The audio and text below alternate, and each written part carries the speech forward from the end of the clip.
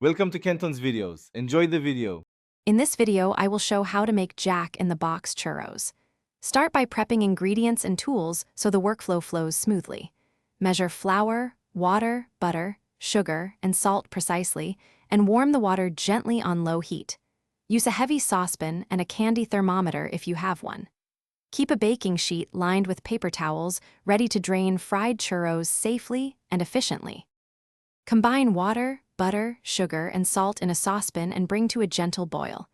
Remove from heat and add all-purpose flour at once, stirring vigorously until a smooth dough ball forms and pulls away from the pan. Let it cool for a few minutes so the eggs won't scramble, then add eggs one at a time, mixing until glossy and pipeable. Fit a star tip on a piping bag and load the dough for frying.